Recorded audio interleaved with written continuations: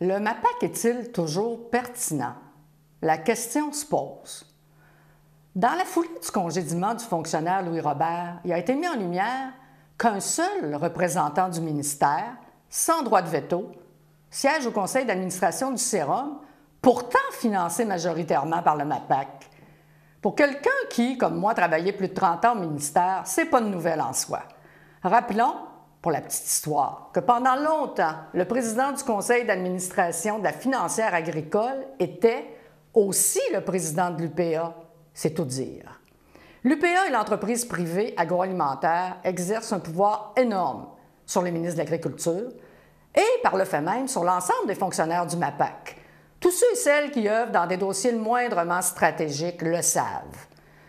Ce contrôle-là est si bien enraciné que plus personne ne s'en offusque.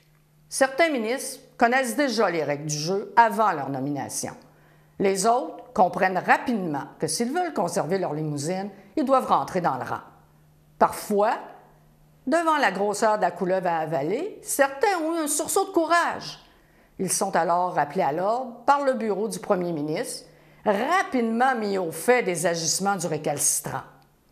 Ainsi, au fil des ans, les lobbies agricoles ont su tirer sa force de la faiblesse des politiciens en face de lui. Il est évident que le ministère n'a plus la possibilité d'intervenir librement dans les domaines qu'il concerne.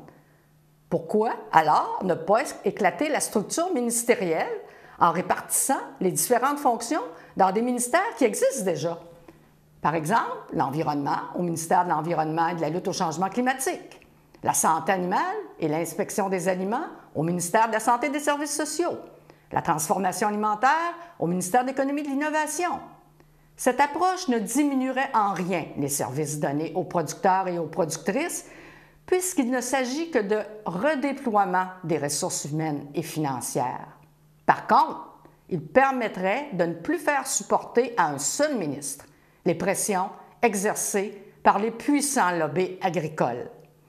Certains soutiendront qu'en cette période où l'alimentation est devenue un enjeu sociétal important, abolir le ministère serait une hérésie. Je ne le crois pas. Le mot « alimentation », dans le nom du ministère, ça fait référence qu'à son mandat d'inspection des aliments. Le temps est peut-être venu de se demander si la création d'un ministère de l'alimentation ne serait pas mieux adaptée aux besoins des consommateurs. Malheureusement, en général, les politiciens n'aiment pas trop brasser les structures ministérielles pour tenir compte de l'évolution et des tendances de leur époque. Quand ils le font, c'est souvent pour ajuster un ou des postes de ministre. Ma proposition peut paraître excessive, farfelue même pour certains, mais je crois que le verre est dans la pomme depuis trop longtemps pour pouvoir l'extraire sans briser le fruit.